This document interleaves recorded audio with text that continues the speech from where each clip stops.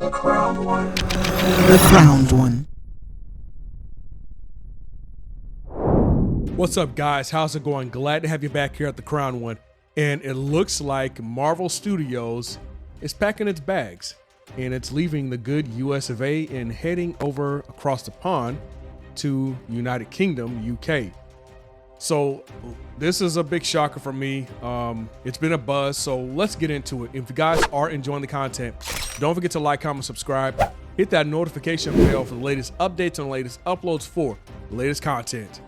Now, this has been reported on the New York Post, and I'm shocked. You go into the article and you start to see some of the reasons why the UK is going to be the place of choice for Marvel's new home. Now, if you guys haven't known, that's where the majority of the Marvel Cinematic Universe was filmed, actually here in the US, more particular, Atlanta, Georgia. Movies like Black Panther, I want to say Avengers Infinity War, I think so, but they have a big, there's a huge studio complex, if you will, in the Atlanta complex area. And that's being left behind to head over across the Atlantic over to the UK, apparently due to prices for what the Marvel Cinematic Universe team has declared. Now, this also comes at a cost of people's jobs, people's livelihoods, where people who have made an entire living just working out of the Marvel Cinematic Universe studios in Atlanta, Georgia. Now, this has been confirmed, the upcoming projects like Fantastic Four, First Steps, and the Avengers film will now, going forward, be filmed in London. And that's going to be a particular sight to see. If you're just talking about cinematic magic, like green screens, backgrounds and stuff like that, won't lay out much of a difference. But if you're talking about geographical aesthetics, like the pubs in the UK and stuff, those will take notice amongst the American audience. There's going to be a bigger dynamic shift visually when you start to take in some of the sights that you might see in the potentially upcoming future movies from the Marvel Cinematic Universe. It is a bit of a strange thing for me because, Marvel obviously started in America and it started from comic books. And from what I understand, I don't know any top brands, name brands of comic books coming out of the UK. I'm not even sure they're that much into comic books like Americans are. But again, this is a bit separate. This is actually Marvel Studios versus Marvel Comics. But of course, obviously, the movies come from the comics. So it's a bit of a, I want to say it's almost like a juxtaposition, but also at the same time a convergence, where there's a compare and contrast of the two between the Marvel Comics and the Marvel Cinematic Universe. Again, it's all about the audience base. When you're just appealing to the general base of Marvel Cinematic Universe, it's kind of, you can kind of color outside the lines. When it comes to comic book lore, then you kind of have to stick to the main storylines that the creatives have built for the Marvel comic book universe. But all in all, this is going to be a huge shift, considering so many Marvel's biggest blockbusters, like I was saying earlier. So yes, Avengers Endgame, Black Panther, Spider-Man were filmed inside Georgia. Now, this is, like I said, I'm just wondering how that adjustment's going to be. Again, it's going to be huge because now you're talking about the jobs that are being lost. How is it going to pan out when you're moving that over to UK jobs? Because yes, theater is known in the UK. Obviously, a lot of UK actors come over to the United States. Case in point, Benedict Cumberbatch, who starred as Doctor Strange. You have Scarlett Johansson, also from the UK, who, of course, reprised her role as the Black Widow, and many others who have, I would say, great star presence with their acting abilities. What's his name? The guy who played Gandalf, another British fellow, of course, outside of Marvel Cinematic Universe. Well, no, actually, I take that back because He not only played Gandalf, he played Magneto, but that's a separate entity, but still within Marvel proper. So you have a lot of British actors that do come over to the United States to act. So it'll be right in the backyard for the UK actors that do act in Marvel movies. They won't have to go too far. Why Marvel's leaving Georgia? Well, the official reason in the article is because of rising labor costs and healthcare expenses for a crew in Georgia. Now, I kind of agree with as far as the healthcare expenses being kind of high, especially when you're an employer. You have to pay all those expenses, and people at the customer end or the employee end, they may feel like their insurance is a bit high. That's because the premiums that the employer is paying is way much higher, and it's for a lot more people. Whereas myself as an employee, I'm paying one expense. The employer is paying the entire expense, and some of that cost goes to the employee. And from what I understand, healthcare costs never go down. They always go up. And with America, now here's the thing. I'm not criticizing the healthcare system in America as far as free market capitalism, but I don't too much care for the prices. I think the prices can be a little more competitive. I don't care for any type of socialist agenda. If you ever want to look at how healthcare functions amongst socialism, you can look at the VA. The VA has no competitor, and you're having to go through appointment after appointment trying to get approved for a disability that you might have inherited while in the military service. I think it's unfortunate, and I'm just telling it like it is. I'm not trying to throw any entity under the bus. I'm speaking objectively. Just because you have a problem with A doesn't mean that problem B is going to be the solution. I think we can refine problem A into a more feasible outcome. Now, with that being said, that doesn't address a more immediate problem again, which is the healthcare expenses, which is crazy. I want to stay away from politics, and really not trying to get into all that. But when it comes down to it, I think there is a refining process that can be made where prices can be a bit more competitive, and probably some antitrust implementations where we're not getting gouged at the end of our pay period when those healthcare expenses come out, especially when you have the premiums, the co-pays, the deductibles, liability, and all that other jazz. And that's just healthcare. We're not even talking about car insurance. Ridiculous. And then you try to file a claim, and if you haven't read that fine print, you might be missing out. I will say from my own personal experience, insurance has been pretty good as far as car insurance. Got into a car accident about almost 5 years ago, and car got totaled. The person who hit me was found at fault for running a red light, and they were able to cover some part of the car. They covered the value of the car, which I understand is it wasn't able to cover the cost I wanted to pay for a new car. I went ahead and went out of pocket for it, but the car insurance that I did have, that I still currently have, actually covered the cost for the total car. And that's just speaking to car insurance, but really addressing insurance as a whole.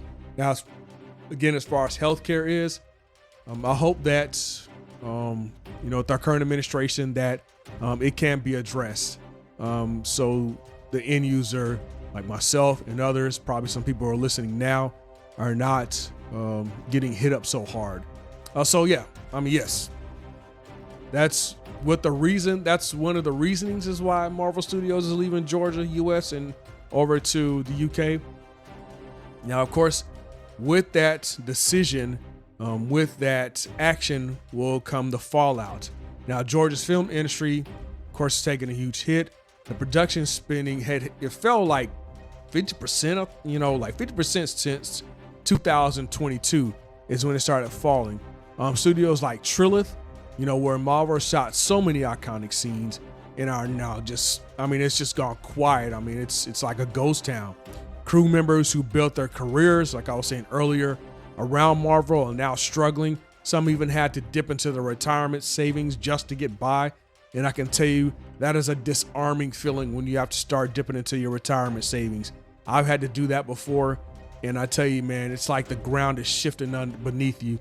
and there's nothing you can do but to bear witness. So I do, my heart does go out to them, because I've been in that type of situation, where it's feast and famine.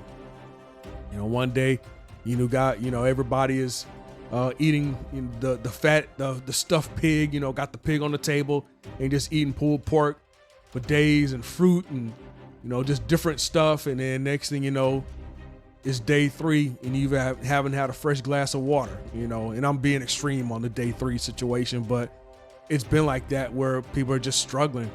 So I do empathize with the people here in Georgia who will, in all likelihood, be suffering the fallout from Marvel Studios raising anchor and heading out to the UK.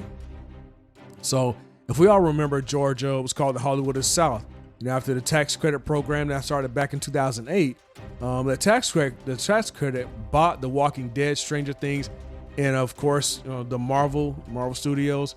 That's where, like I said, those 2 previous films, Walking Dead and Stranger Things, those were filmed in Georgia, in Atlanta. But with Marvel leaving, the title is really in question. Will this be a domino effect? Will there be a chance to rebuild? Or will, let's just say Marvel Studios goes over to the UK, things don't work out so well, and it's not wishing any ill, but let's just say through circumstance things don't work out. If they decide to come back, will they come back to Atlanta? If they go elsewhere, what would be the next place of choice? And this is like years in the making. So when they decide to go to the UK, it'll be years before they figure it out whether or not it's going to work for them or not. But if it doesn't, do they come back? If they does, of course, obviously they're going to stay. But, how does this look in the future? So, what could be next? Georgia officials and studio execs are optimistic, saying the industry will normalize by 2027. I'm not entirely sure what they mean by normalize. Will it, I guess, because of the destabilization that will come from Marvel leaving? Yeah. So one question I could ask is, can Georgia ever truly bounce back without Marvel leading the charge? So this is just one studio, but this is a very big studio that's taken off and leaving. So not the only studio, but again, I would argue probably the biggest. You still have other studios that will be there, but we're talking, I think somewhere in the article, it's going to be like 20,000. I'll say at the zenith of Marvel, there was some 20,000 jobs that were there. And I want to see if I can find that number here in this article, because I remember reading it, saw some huge figures, man. Okay, so I'm like skimming through it here. Okay, so right here, it says, at its peak, the industry supported nearly 20,000 jobs, according to a 2023 Georgia State University study. That is a lot of jobs. I don't know what the job numbers are now, but with them leaving, of course, unfortunately, it will drop down to 0. I'm using Opera GX for gamers, and that thing keeps popping. That's annoying. I need to get rid of that. But yeah. So you see a big transition. So check this out right here. It says franchises rushed in. You got Lionsgate for Hunger Games, Universal's Fast and Furious, Netflix's Stranger Things, and AMC's The Walking Dead. So some big heavy hitter franchises are still in Atlanta. The only one that's raising anchor is Marvel. But like I said, could that be a domino effect? Like I said, I don't. Here's the thing: like the movies that come out, whether you like them or not, whether there's an agenda or not, I don't. I'll say I don't like a movie, but I don't like saying that I hope people lose their jobs. For whatever politics that people might subscribe to, I don't wish ill upon people. My desire is that people will do better. You know what I'm saying?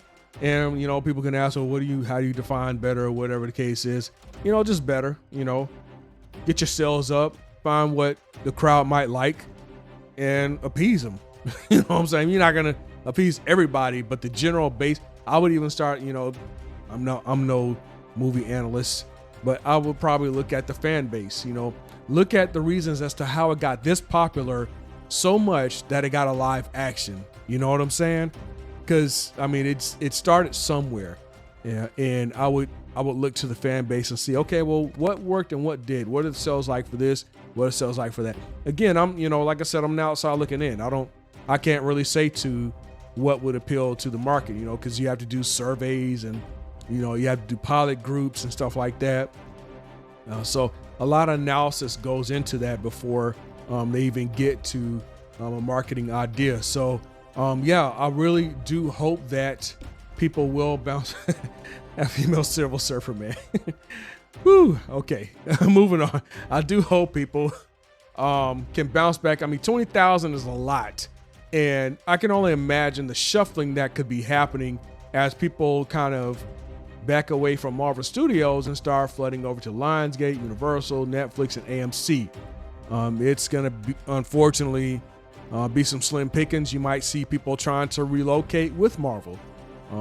That might be a thought. There may be some opportunity there. But we'll see. And also, I will say the UK, from what I understand, at least the last time I read, and this was a while ago, UK has the highest tax rate in the world. America is at a close second. So I wonder what that so-called break is going to be that they're looking for going to the UK.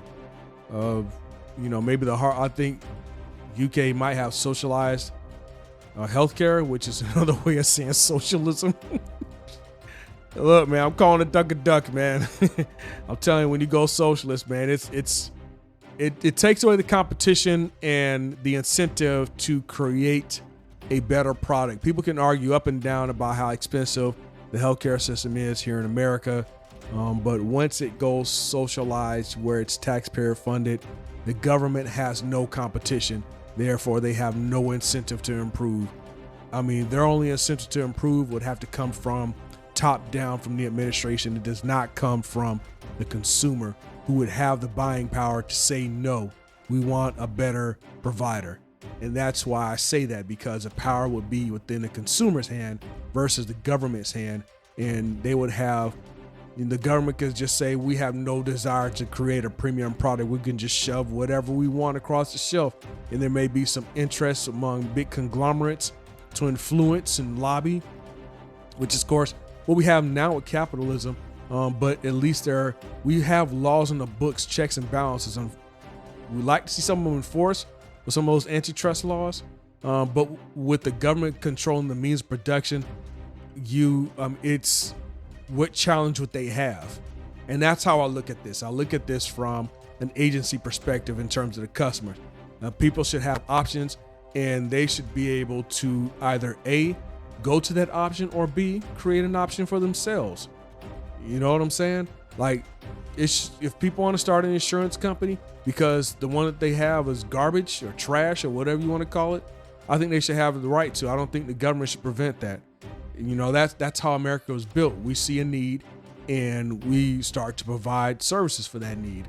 So we'll see how that plays out. And that's a bit of a sidebar, but I really wish the best for the people that will in all likelihood be losing their employment with Marvel as they get ready to head over to the UK. So let me know what you think in the comment section, whether you're up for it or you completely disagree, and we'll get the chat going. And if you guys are enjoying the content, don't forget to like, comment, subscribe, hit that notification bell for the latest updates on the latest uploads for latest content. This is Crown One signing off, and I'll talk to you guys later.